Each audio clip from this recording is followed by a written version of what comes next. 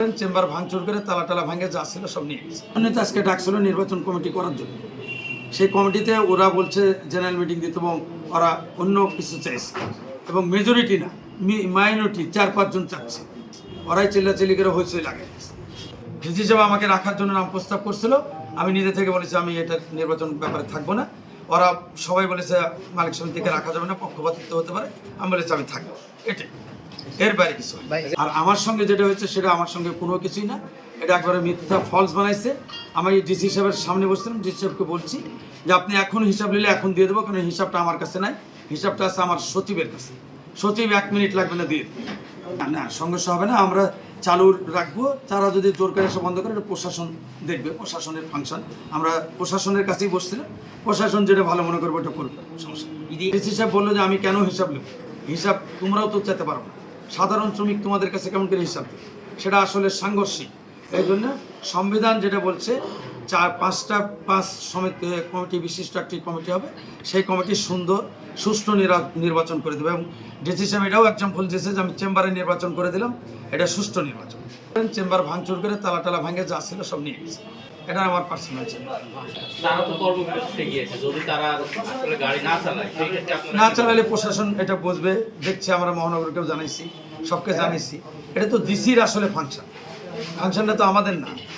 DC মহোদয় বসছিল এখানে, addition general এবং আমাদের যে ছিল আপনার হচ্ছে জয়েন্ট ডাইরেক্টর ছিল, তারা তো সবাই উপস্থিতিতে একটা কমিটি করছে। কমিটিতে আপনার হচ্ছে 100 জন লোক বসছে, এর ভিতরে কথা 19-20 হতেই পারে, তর্ক বিতর্ক হতে পারে, কিন্তু গণ্ডগোল হয়নি, মারামারি হয়নি, কাউকে ওখান থেকে বঞ্চিত করা হয়নি।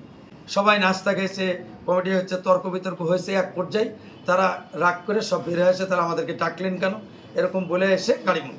এটা একটা মহল উস্কানি দিচ্ছে, এটা আমি মনে করি। আমার উপরে ক্ষোভ যে আমি হিসাব কিতাব এখনই নিবে, আমি বলেছি যে হিসাব কিতাব আমি ডিসিকে দিতে পারবো, ডিসি আমাকে দায়িত্ব দিচ্ছে। মোমিনরা চাচ্ছে যে ঢাকা থেকে যে কমিটি দিয়েছে সেটা বসবে, আর মেজরিটি শ্রমিক 3500 শ্রমিকের মতো চাচ্ছে নির্বাচন, সঠিক নির্বাচন। ওখানে রেজলিউশন কম বেশি ডিসি সাহেবের নেতৃত্বে সব কিছুই কমপ্লিট হয়ে গেছে। লাস্টে এসে মানে এক শ্রমিক মানে একটা উত্তপ্ত কথা বলে মনে করেন জিনিসটা ভেস্তে দিল পুরোটাই। ডিসি সাহেবের নেতৃত্বে, ফেডারেশনের নেতৃত্বে, আপনার জেডিএল এর নেতৃত্বে সবকিছুই সব সঠিকই হয়েছিল। হওয়ার পরেই আপনার একটা কথা নিয়ে মনে করেন উস্কানিমূলক একটা কথা বলে মনে করেন সবকিছু ভেস্তে দিল।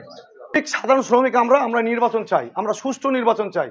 আমরা সাধারণ শ্রমিক নির্বাচনের পক্ষে, আমরা কোনো উস্কানিমূলক কোনো কিছুর পক্ষে না।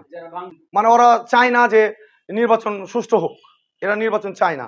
নির্বাচন যদি চাই তাহলে গাড়ি বন্ধ বা এরকম ভাঙচুর আমরা কখনোই চাই না।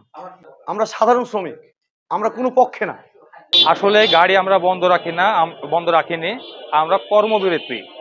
যে সিন্ডিকেট চলছে, এই সিন্ডিকেটে গাড়ি যদি আমরা ড্রাইভাররা কিংবা একটা হেল্পার, একটা সুপারভাইজার, আমরা যদি গাড়ি যদি বাইর করে সাধারণ একটা যদি লাঞ্ছিত হই, এই লাঞ্ছিতর বিচার কিন্তু আমরা পাবো না।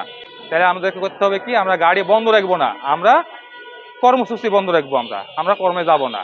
ওই মালিক অফিস গাড়ি চালাক, লেবার অফিস গাড়ি চালাক, আমরা শ্রমিক গাড়ি চালাবো না। আমাদের চাওয়া যে সুস্থ একটা নির্বাচন দিক, যে শ্রমিক ভালোবাসবে, শ্রমিক সাধারণ ড্রাইভার, হেল্পার, কন্ট্রাক্টর এদের ভালোবাসবে, আমরা তাকে চাই। আমরা কোনো রক্তচোষা নেতা চাই না।